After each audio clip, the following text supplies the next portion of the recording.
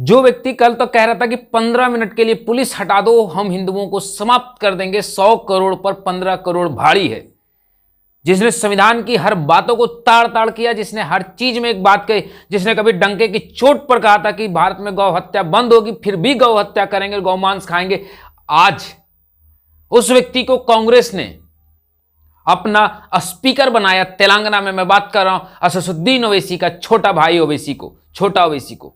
इस हैदराबाद के इस मौलाना से कभी पूछिए, आज जो लोग कह रहे थे कांग्रेसीवादी कि ये नकली बुद्धिस्ट और नकली भीमवादी, कि ये लोग कहते थे कि हम संविधान के संरक्षण करेंगे, उनसे पूछिए कि आज स्पीकर उसे क्यों बना रहे हो, जो कि संविधान का शपथ वो आदमी तेलंगाना में विधायकों को दिला रहा है जिसने आज तक केवल संविधान के विरोध की बयानबाजियां की है और जिस पर केवल एक बार खुद कानूनन रूप से कानूनन कार्रवाई हो चुकी है, उसे जेल तक हो चुका है, वो व्यक्ति संविधान की शपथ दिलवा रहा है।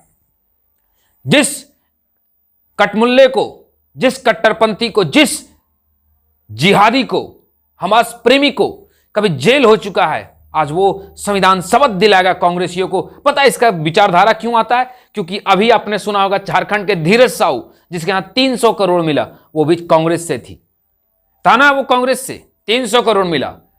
तो भैया हमारे यहां एक कहावत है कि अंधों की नगरी में काना ही राजा बनता है, अंधों की नगरी में काना ही राजा बनता है, या तो फिर कानों के राज्य में अंधा ही राजा बनेगा। जिस राज्य में केवल अंधों की संख्या, वहां काना व्यक्ति राजा बन जाएगा। क्यों? क्योंकि वो उस सबसे श्रेष्ठ है। यह बात सही है कि कांग्रेसी केवल देशद्रोही, आतंकवादी, भ्रष्टाचारी हैं, तो देखिए उसने स्पीकर के रूप में भी किसे चुना है, जिसके खानदान पर केवल भ्रष्टाचार और आतंकवाद के समर्थक का आरोप लगता है, आज उसने चुना किसे? संविधान की शपथ वो दिलाएगा जो कभी संविधान को माना ही नहीं है। जो व्यक्ति खुले डंके की चोट पर कहता है कि हम संविधान से नहीं चलेंगे, हम शरिया कानून से चलेंगे, हम संविधान से नहीं चलेंगे, हम शरिया कानून से चलेंगे, आज वो संविधान की शपथ तेलंगाना में विधायकों को दिलवाएगा। सोच करके देखिए कितनी दुर्गति है। और ना कोई नकली बुद्धिस्ट, ना कोई नकली भीमवादी, ना कोई चमचा इस पर टिप्पणी तक किया है। दोस्तों मैं आपको बता दूं कि तेलंगाना में आज सब विधायकों को शपथ ग्रहण में जो शपथ दिलवाएगा, उसके चीफ स्पीकर जो हैं वो कोई और नहीं, असदुद्दीन ओवैसी का छोटा ओवैसी है। ये हैदराबाद का ये वही मौलाना है जो केवल संविधान विरोधी है, जिसके लिए मानसिकता समाज, हिंदू, सनातन, राष्ट्रीय, संविधान जो सबका विद्रोह किया, आज वही सनातन की संरक्षण, संविधान का पालन का विद्रोह दिखाएगा और उसे करवाएगा। और मैं देश के सनातनियों से दिखाना चाहता हूं कि केवल ये दोनों चट्टे बट्टे, कल तक कह रहे थे ओवैसी और कांग्रेस अलग है, देख लीजिए इनकी चट्टी बट्टी सट्टी सब एक है। भाई ये अलग नहीं है। तेलंगाना में चुनाव कैसे हुआ? ओवैसी बनाम कांग्रेस कर दिया गया। मुसलमानों मैं बहुत परेशान हूं, ओवैसी परेशान था कि मुसलमानों का वोट कांग्रेस को ना मिल जाए। अरे भाई वोट किसी को भी मिले, ओवैसी और कांग्रेस एक है।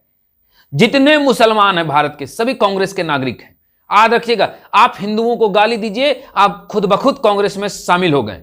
कांग्रेस की टिकट की आवश्यकता नहीं। आपने कह दिया कि हिंदुओं हम तुम्हें 15 मिनट में समाप्त कर देंगे, तुमने कह दिया कि सनातन कीड़े मकोड़े हैं, तुमने कह दिया कि सनातन मलेरिया है, तुमने कह दिया कि सनातन को समाप्त करेंगे, तुमने कह दिया कि हम सनातन एक पान खा करके बच्चे पैदा करते, आप उसी समय कांग्रेस में खुद ब खुद शामिल हो गए। प्रमाण के स्वरूप ये है।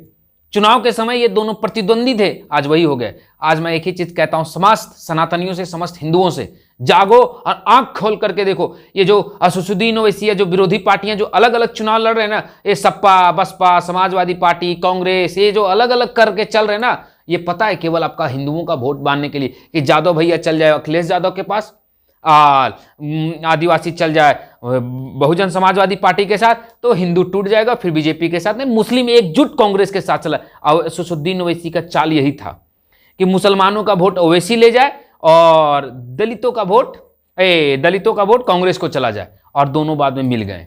ये थी प्लानिंग। सोच करके देखिए। खैर, जिस देश में सनातन विरोधियों को स्पीकर बनाया जा रहा, संविधान विरोधियों आज संविधान का शपथ दिला रहे हैं, उस देश की, उस राज्य की व्यवस्था क्या हो सकती, केवल इसी से हमने अनुमान लगा लिया। आप इस पर क्या कहना चाहते हैं कमेंट बॉक्स में जरूर बताएं। अब हम आपसे विदा लेते हैं और आपको बता देते हैं कि केवल सनातन और राष्ट्र विद्रोही कांग्रेस की एक परम मानसिकता और प्रथम मानसिकता है। खैर, आप इस पर क्या कहता है कमेंट बॉक्स में जरूर कहिएगा। जय मां भवानी, जय